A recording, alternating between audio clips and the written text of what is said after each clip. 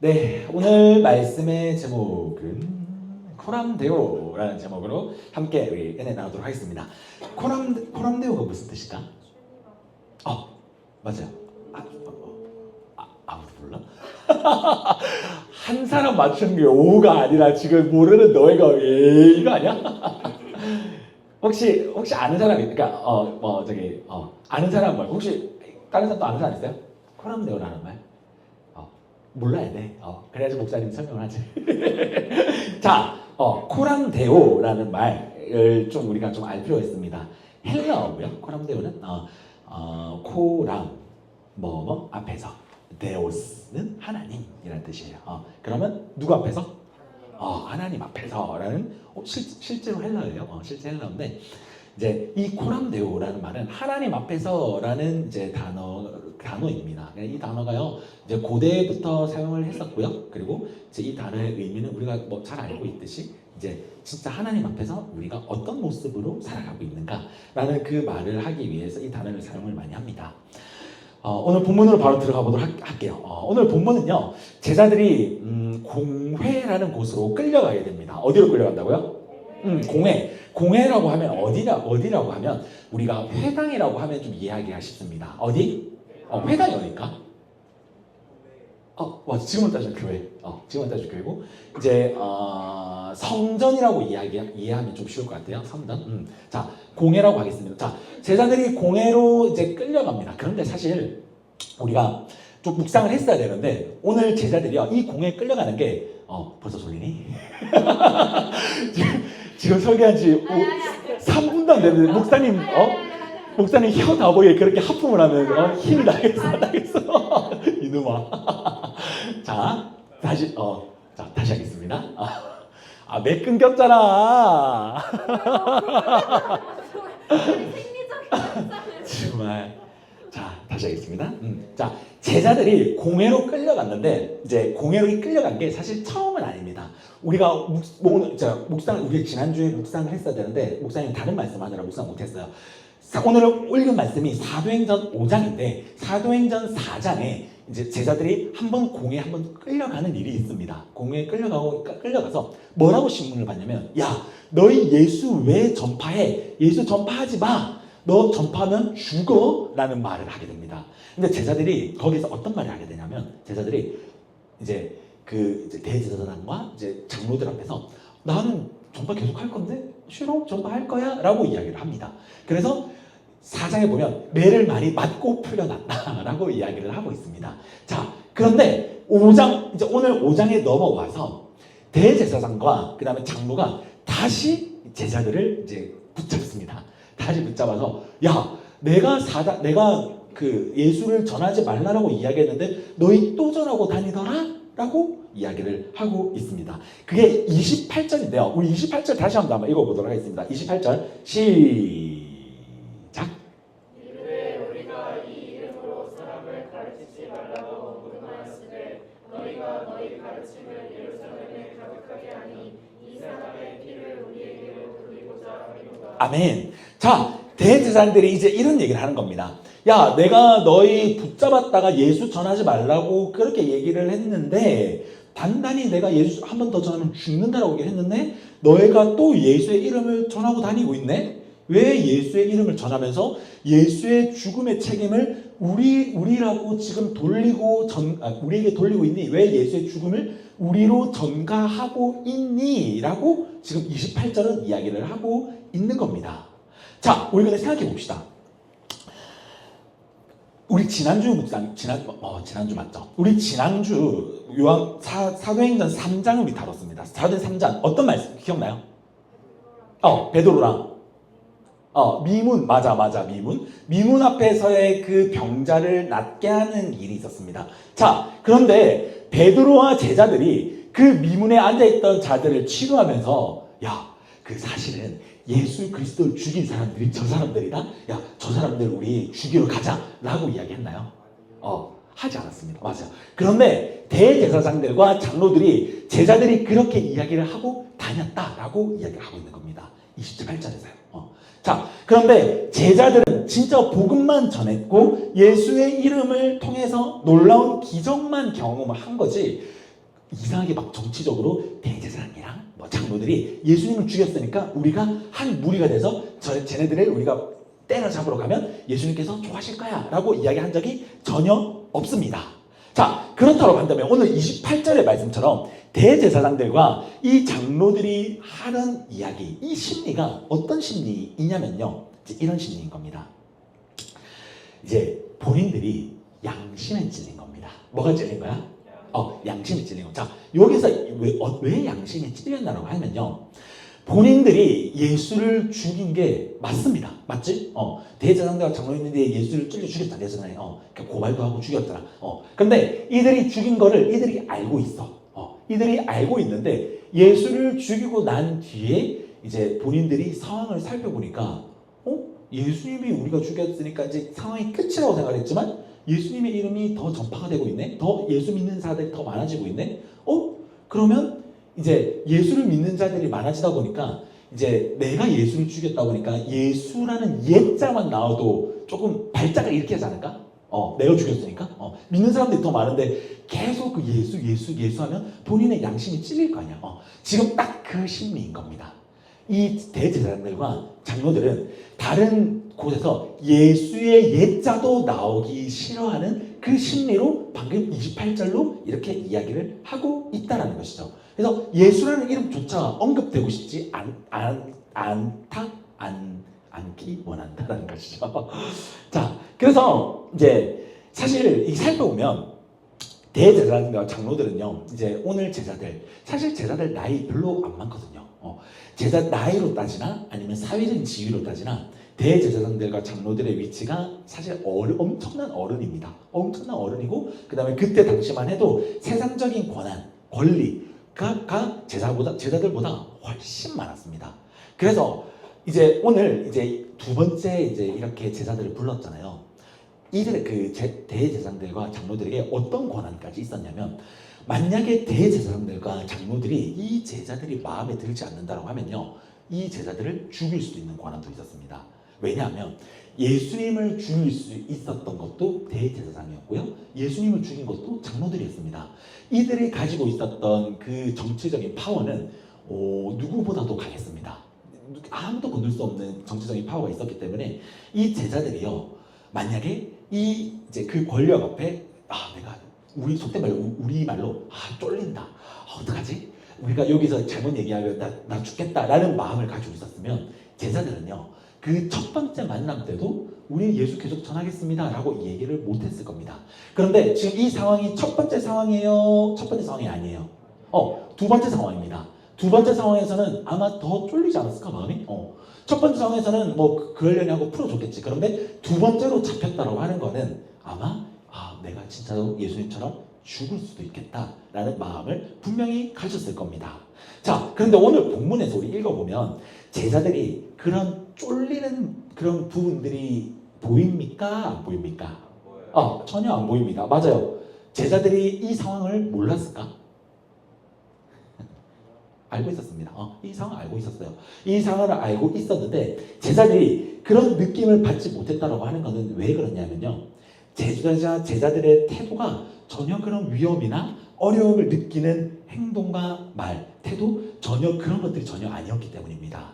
자, 그러면 제자들이 어떻게 해서 이 어려운 상황들 가운데 쫄지 않고 이렇게 이야기를 했을까? 라는 것들 오늘 간단하게 세 가지 한번 나누고, 우리 이 세 가지를 가지고 우리 마음판에 좀 새길 수 있는 우리 여러분과 또 목사님이 되었으면 좋겠습니다.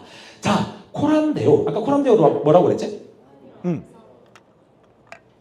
코람데오, 하나님 앞에서. 자, 제자들이 하나님 앞에서 서 있었던 이유, 하나님 앞에 서 있었기 때문에 이제 이들이 이제 이렇게 담대하게 이야기를 할 수 있었는데, 하나님 앞에 바로 이렇게 서 있었던 이유, 우리 첫 번째 우리 따라해볼까요? 두려움을 넘는 확신. 두려움을 넘는 확신이 있었습니다. 쫄 수도 있었는데 그 쫄림보다 더 큰 감정이 있었다라는 거예요. 자, 29절 말씀, 목사님 29절 한번 읽어볼게요. 베드로와 사도들이 대답하여 이르되 사람보다 하나님께 순종하는 것이 마땅하니라 라고 베드로가 두 번째 만났는데 이렇게 이야기를 합니다. 저 미안해요 막 이렇게 얘기할 수도 있었는데 제자들은요, 공회가 얼마나 무서운지 사실 알고 있었습니다. 왜 알고 있었느냐? 예수님이 이렇게 하다가 죽었거든요. 지금 이 상황이 얼마나 위험한 상황인지 사실 베드로도 알고 있었고 제자들도 알고 있었습니다. 그리고 이 위험을 당하지 않으려는 어떠한 말을 해야 되는지, 우리가 피해를 안 입으려면 어떤 말을 해야 되는지 사실 베드로도 너무 잘 알고 있었습니다. 그런데 이들 가운데에서 이 두려움보다 더 큰 마음이 있었습니다. 이것은 바로 하나님 말씀에 순종해야 된다는 것입니다. 제자들이요, 들은 바, 그러니까 보고 들은 바, 그리고 예수님과 3년 동안 이렇게 이제 공생의 생활을 합니다. 예수님께서 공생의 생활을 하면서 제자들이 다 봤겠죠. 예수님께서 고통당하시는 거, 그리고 예수님께서 기적을 일으키시는 거, 그리고 예수님께서 십자가에 못 박히시는 것도 보고요. 그 다음에 예수님께서 이제 부활하시는 것까지도 분명히 봤을 겁니다. 자, 그런데 그 모든 것을 다 보고 나서 이제 제자들이 예수님의 사랑을 경험을 했습니다. 그리고 이제 그 경험을 다 하고 나서 옆에서 야, 예수님이 이름 전파하지 마. 야, 예수님께서 널 했던 것들 다 없었던 일로 해. 얘기해. 그렇게 얘기하면 얘기할 수 있을까? 아마 없었을 겁니다. 왜냐하면 그냥 그 사건이 만약에 벌어졌더라고 하면 그게 무서워서 아니요, 나 못하겠어요 라고 얘기할 수 있겠지. 그런데 이들은 그냥 그 사건만 본 것이 아니라 이들은요, 예수님의 사랑을 경험했던 자들입니다. 예수 그리스도의 사랑을 흔적이 남아 있었던 자들이라는 것이죠. 그러니까 이들 마음 가운데 예수님의 사랑이 있었으니까 그 사랑을 배신할 수가 없었던 것이죠. 그렇기 때문에 이들의 이 두려움보다 더 큰 것은 예수님의 사랑이 이들 마음 가운데 있었다라는 것을 오늘 이 첫 번째로 알 수 있습니다. 그렇기 때문에 이 제자들은요, 예수님을 너무 사랑했습니다. 예수님의 사랑을 그러니까 제자들이 예수를 사랑하기 전에 예수님이 먼저 제자들을 너무 사랑했죠. 그렇기 때문에 그 사랑이 너무나도 본인들에게 크다 보니까 이 두려움보다 그래도 예수님이 나를 더 사랑하는데 라는 그게 너무 자연스럽게 가게 된 것입니다. 그렇기 때문에 이 두려움보다 더 큰 예수 그리스도의 사랑을 이제 이들이 가지고 있어서 이제 담대해질 수 있었다라는 것이죠. 자, 그리고 코람데오, 하나님이 제자들이 하나님 앞에서 서 있었을 수 있었던 이유. 두 번째, 우리 한번 따라볼까요? 양심의 자유와 담대함, 회복. 미안해요, 목이 너무 덥게 못하겠다. 두 번째는 양심의 자유와 담대함의 회복입니다. 자, 양심의 자유와 담대함, 좀 말이 좀 어려운데 이게 두 가지인데 사실은 하나입니다. 우리의 양심이 자유를 얻게 되면 담대함은 자연스럽게 회복이 됩니다. 자, 우리 쉽게 설명 한번 해볼게요. 여러분 주위에 양심에 털난 사람들 있지 않습니까? 이렇게 행동해야 되는데 어떻게 너는 뻔뻔하게 이렇게 행동할 수 있어? 라는 그 양심에 털난 사람들, 그치? 자, 엄청 많나 봐. 자, 그런데 우리 생각해 봅시다. 양심의 그 털난 사람들이 그 그러니까 우리가 이야기하는 양심적으로 행동하지 않는 사람들을 양심의 털난 사람들이라고 하는 거잖아. 그치? 그러면 그 양심의 털난 사람들은 우리 양심이 이야기하고 있는 그 행동을 당당하게 행동하는 친구예요? 하지 않는 친구예요? 뭐라고? 하지 않으니까 양심이 털이 난 거 아니야? 그치. 원래 우리의 양심에 따라서 행동하지 않으니까 이 친구는 양심이 털이 난 친구입니다. 그렇다라고 하는 것은 양심이 없는 친구, 양심의 자유를 얻지 못하는 친구들은요, 담대함이 따라올 수가 없습니다. 반대로 우리가 어려운 가운데에서 우리가 양심적으로 행동을 한다고 한다면요, 그 어려운 가운데에서도 나는 자연스럽게 이 양심의 자유를 얻었기 때문에 담대하게 이것을 이야기할 수 있다라는 것이죠. 왜? 우리 사회에도 보면, 여러분들이 학교 생활 보면 딱 뭔가 이 순간에 양심은 요거지만 여기서 얘기하면 뿔만 맞겠는데 라는 그런 상황들 있잖아. 그런데 꼭 보면 담대하게 손들고 양심적으로 이야기해서 꼭 안 맞아도 될 거 한 대 맞는 사람 있잖아. 그런 사람 있잖아. 그거를 이야기하는 겁니다. 그런데 목사님 이제 이거를 이제 웃자라고 얘기를 하지만 여러분들의 이제 삶에서요, 내가 이거를 이야기하면 나한테 불이익이 오겠는데? 내가 이걸 이야기하면 나한테는 별로 좋지 않겠는데? 라는 상황이 분명히 생길 겁니다. 그런데 우리가 그것을 하나님 앞에 양심의 회복이 된다. 하나님 안에서 양심의 회복이 된다고 하면 그 쉽지 않은 상황을 우리가 선택을 함에도 불구하고 우리는 하나님의 말씀을 선택할 것입니다. 어떻게 해요? 우리가 하나님 앞에서 코람데오 하게 된다라면 말이죠. 오늘 본문은요. 오늘 본문에서 이제 제자들이 그런 행동을 하고 있습니다. 자, 제자들이요. 오늘 30절 아까 방금 이야기했지만 우리 30절 우리 다시 한번 읽어볼까요? 우리 같이 한번 읽어보겠습니다. 너희가 시작.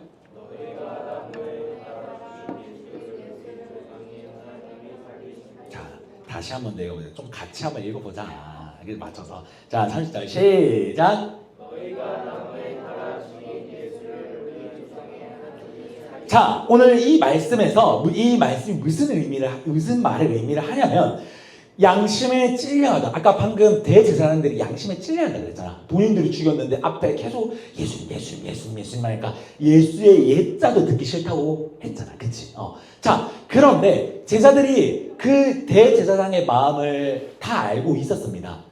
양심 찔려하는 거 알고 있었어. 그런데 양심에 찔려하는 걸 알고 있었음에도 불구하고 제자들은 이제 그 대제사장들에게 너희가 양심에 찔려하는 건 알지만 내가 너희의 양심을 칼로 그 베는 듯한 말을 한 겁니다.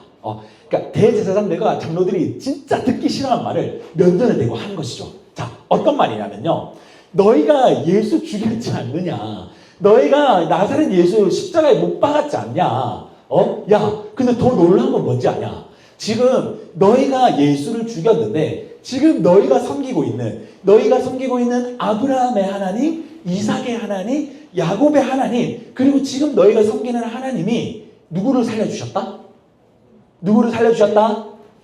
예수를 살려주셨다. 누가? 지금 너희가 섬기고 있는 하나님이 라고 이야기를 한 겁니다.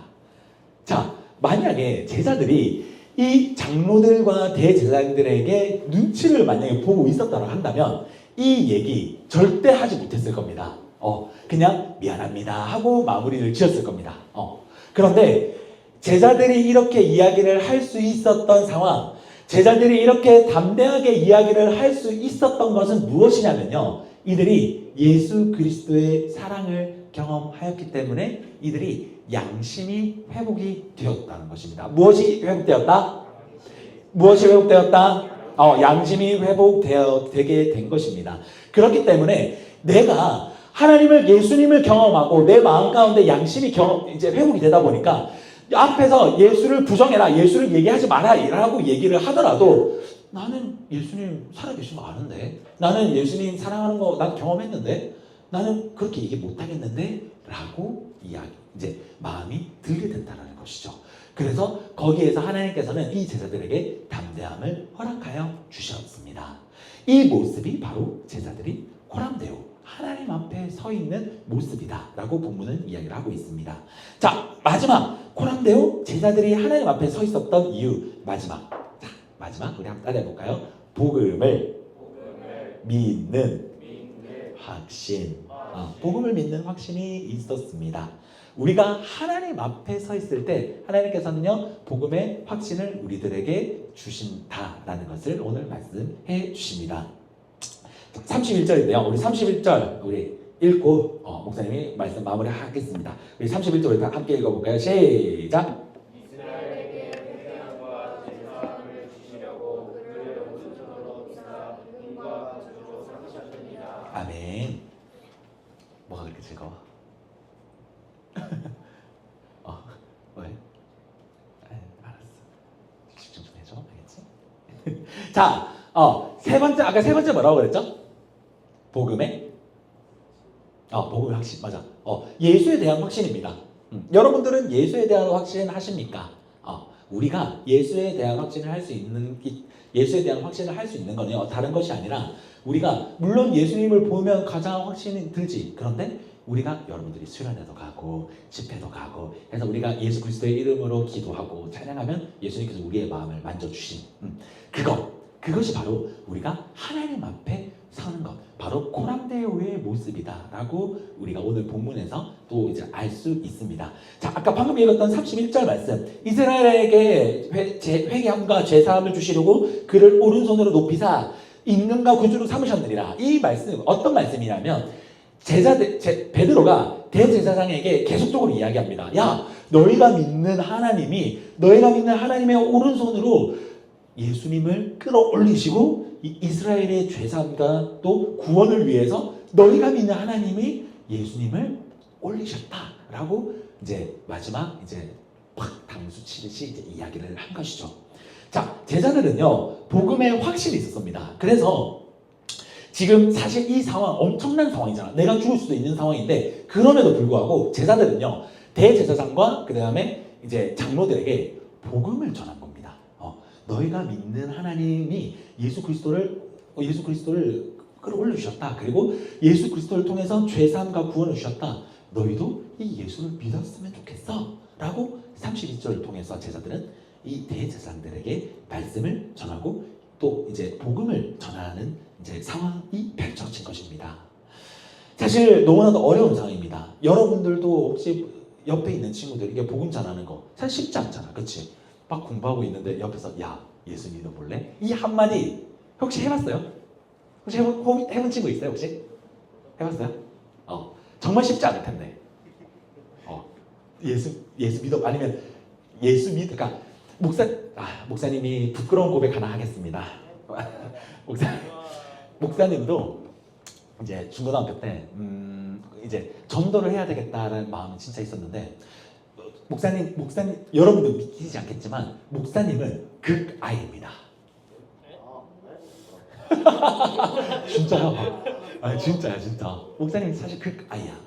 여러분들이 경험하는 그 지금 이 성격은 목사님은 참 많이 변했기 때문에 이제 이런 성격을 가지고 있지. 목사님은 진짜로 지금도 그래요. 목사님 사실 진짜 극아이야. 그래서 목사님은 옆에 있는 친구에게 이제 복음을 전해야 된다는 걸 알고 있는데 이제 옆에 앉아서 같이 이렇게 공부를 하면서 이렇게 하는데 목사님은 옆에 있는 친구한테 예수님이란 단어를 이렇게 입을 떼는 게 안 되시더라고. 안 되죠. 그래서 그 진짜로 이게 진짜로 농담이 아니라 목사님이 하다가 예수라고 얘기하기 전에 입을 닫아버리고 그래서 내가 이 친구한테 어떻게 복음을 전해야 될까 이 생각하다가 교회 나와볼래? 맞아. 교회 한번 나와볼래? 라고 이제 이렇게 하는 경우들이 있었습니다. 여러분들은 혹시 복음 혹시 전해본 적 있으니까? 그러니까 교회에서 전도 나가자 이거 말고 여러분들 친구한테 진짜로 이렇게 복음을 딱 전해본 적 있으십니까? 선생님한테? 진짜?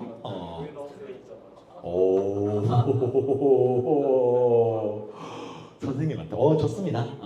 자, 오늘 제자들은 그런 모습인 겁니다. 그러니까 목사님 같이 이렇게 사실 되게 물론 쫄리는 것도 있어. 그런데 오늘 성경은 뭐라고 얘기를 하고 있냐면 우리가 하나님 앞에서 하나님을 충분히 경험하고 예수 그리스도의 사랑을 충분히 경험한다고 한다면 그 어려운 상황에서도 예수를 전할 수 있는 믿음과 확신이 생긴다라는 것을 오늘 본문은 이야기를 하고 있습니다. 자, 우리 말씀 마무리할게요. 자, 아까 첫 번째 기억나요? 첫 번째 목사님 뭐라고 그랬어? 오늘 쉽지 않을걸? 자, 10분 전에 이야기했는데 기억이 안 납니다.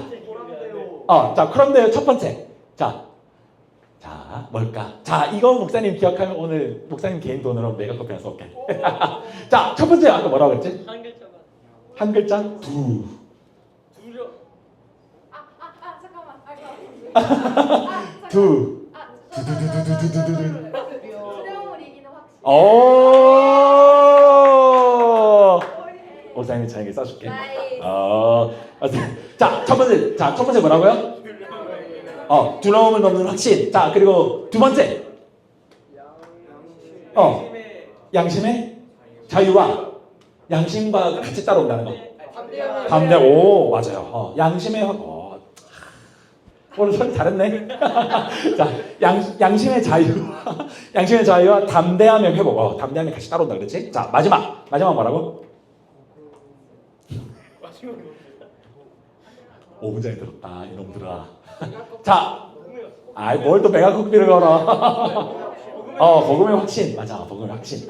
자, 말씀 마무리하도록 하겠습니다. 오늘 제자들은요 정말 절제절명의 상황에 있었습니다. 그런데 이 어려운 상황들 가운데 이제 코람데오의 모습을 보여줬습니다. 세 가지 아까 얘기했던 거, 이 세 가지의 모습 우리가 꼭 기억했으면 좋겠습니다. 여러분들이 가져야 될 모습입니다. 목사님이 가져야 될 모습이고, 그리고 우리 선생님들이 가져야 될 모습이고, 여러분들이 학교에서, 학원에서, 또 가정에서 가져야 될 모습인 줄 믿습니다. 그래서요, 여러분들이 이 모습들을 꼭 기억하여서 내가 내 삶에서 이런 것들을 조금씩 실천해 나아갔으면 좋겠다라는 그 마음으로 이번 주일째 여러분들이 살아가며 승리하는 또 목사님과 여러분과 우리 모든 선생님들이 되기를 예수님의 이름으로 간절히 소망합니다. 우선 기도하고 우리 마무리하도록 하겠습니다. 기도할게요.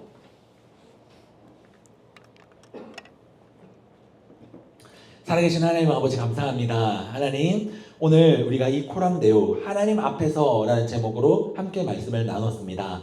하나님, 오늘 제자들이 이 코람데오의 모습 세 가지를 우리들에게 보여주었습니다. 하나님, 이 세 가지의 모습을 우리가 반드시 기억하게 하여 주시고 우리의 삶에서 이 말씀을 좀 이루어 나아갈 수 있는 우리의 힘과 능력을 허락하여 주시옵소서. 하나님, 제자들은 절제절명의 상황에서 하나님 앞에 바로 섰습니다. 절제절명의 상황에서 하나님의 말씀을 전했습니다. 절제절명의 상황에서 말할 것들을 말하였습니다. 하나님, 우리 친구들 정말 삶에서 이런 상황들이 너무나도 많이 발생할 것이고 너무나도 많은 상황들이 우리를 기다리고 있는데, 하나님, 우리가 세상 앞에 서 있는 것이 아니라 하나님 앞에 서 있는 자들이 되게 하여 주시고, 하나님 안에서 우리가 말할 것들을 말하며 또 하나님 안에서 승리를 경험하는 우리 모든 친구들 될 수 있도록 주여 함께하여 주시옵소서. 주님께서 함께하여 주실 것을 믿사옵고 예수 그리스도 이름으로 감사하며 기도드립니다. 아멘. 우리 찬양하심으로 우리 봉헌하는 시간 가지도록 하겠습니다. 안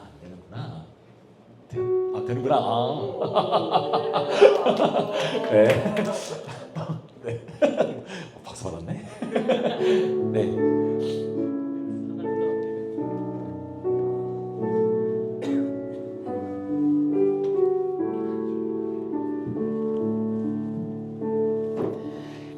내게 있는 향유옥합